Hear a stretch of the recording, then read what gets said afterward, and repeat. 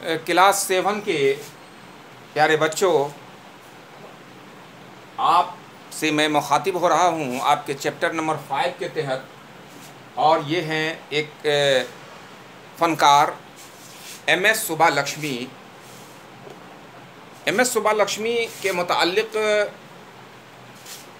आपके निसाब में जो शामिल है चैप्टर नंबर 5 के तहत, उसको आपने पढ़ा भी होगा। हमारे मुल्क के क्लासिकी मौसीकी का चर्चा दुनिया भर में है। इस सरज़मीन से हर ज़माने में बहुत बड़े बड़े नामी ग्रामी शख्सियत का उभार हुआ। हर फ़न में सिर्फ़ क्लासिकी मौसीकी का ही चर्चा हम नहीं कहेंगे, हम सिर्फ़ गीतों का ही चर्चा नहीं करेंगे, हम सिर्फ़ गुलकार की ही चर्चा नहीं करेंगे, बल्कि जिस मुल्क में हम रहते हैं इस मुल्क में हर तरह के लोग यहाँ पैदा हुए हैं। तो क्लासिकी मौसीकी का जब चर्चा होगा तो एम.एस. सुब्बालक्ष्मी के नाम के बग़ैर जो है ये चर्चा बिल्कुल अधूरा ही रहेगा। आप जानते हैं कि क्लासिकी मौसीकी में हर ज़माने में नामी ग्रामी लोग यहाँ पर होते रहे हैं। आपने बहुत सारे बाकमाल शख्सियतों का नाम सुना होगा, साज़ बजाने वालों का नाम सुना होगा, जिसमें मियाँ तानसेन, बैजू बाबरा, इन तमाम लोगों का नाम आपने बहुस्न खूबी सुना होगा। हमारे अपने दौर में भी गाने वालों में उस्ताद बड़े ग़ुलाम अली ख़ान की गज़ल वगैरह आप सुनते होंगे, उस्ताद अमीर ख़ां, पंडित भीमसेन जोशी, पंडित कुमार गंधर्व, पंडित जसराज, ये तमाम जो फ़नकार हैं ये हिंदुस्तान के की नाज कहे जाते हैं।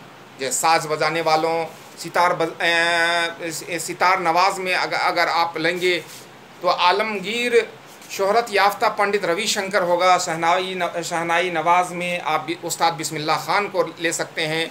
सरोद नवाज़ हैं तो उसमें अमजद अली ख़ान का नाम आएगा। बांसुरी नवाज़ हैं तो पंडित हरि प्रसाद चौरसिया का नाम आएगा। ये तमाम के तमाम लोग जो हैं इनकी शोहरत और मकबूलियत सिर्फ़ अपने इलाक़े तक या अपने मुल्क के हदूद तक महदूद नहीं है, बल्कि इन तमाम हिसारों को तोड़ कर जो है अब बैनुल अक़वामी शोहरत के हामिल ये तमाम के तमाम लोग हो चुके हैं। इस दौर में जिन गुलकार ख़वातीन को गैर मामूली शोहरत मिली उनमें रसूलन बाई, सिद्धेश्वरी देवी, बेगम अख्तर, किश्वरी अमोंकर और एम.एस. सुब्बालक्ष्मी का नाम नुमायाँ तौर पर लिया जाता है। एम.एस. सुब्बालक्ष्मी जो हैं वो कर्नाटक संगीत की नुमाइंदा गुलकारा थीं। उनका जन्म आप देखिए बहुत दिन नहीं हुआ, 16 सितंबर 1916 ईस्वी को उनका जन्म हुआ और उन्होंने एक ऐसे ख़ानदान में आँख खोली जो क्लासिकी संगीत की दिलदादा थी। उनके तमाम के तमाम ख़ानदान के अफराद जो थे वो मने संगीत में ही या फ़नकार ही थे। उनके तमाम ख़ानदान के लोग जो थे, उनकी वालदा वीणा बजाने में और दादी वायलिन बजाने में कमाल लगती थी। तो 2 भाई थे, वो भी मौसीकी के बड़े माहिर थे। तो सुब्बालक्ष्मी ने संगीत की इब्तदाई तरबियत जो है अपनी तो माँ से हासिल की। जब वो सिर्फ 15 बरस की थी तो उन्हें किसी शादी के तकरीब में ले जाया गया और वहाँ उन्हें गाने के लिए जो है वो कहा गया। हालांकि उस ज़माने में जो है गाने का रिवाज लड़कियों का नहीं था स्टेज के ऊपर। सुब्बालक्ष्मी की आवाज़ जो थी और उसकी गायकी जो थी वो उसमें एक फितरी हुस्न था, एक ऐसी आवाज़ में कशिश थी कि लोग उनकी आवाज़ को सुन करके बिल्कुल मदहोश हो जाते थे।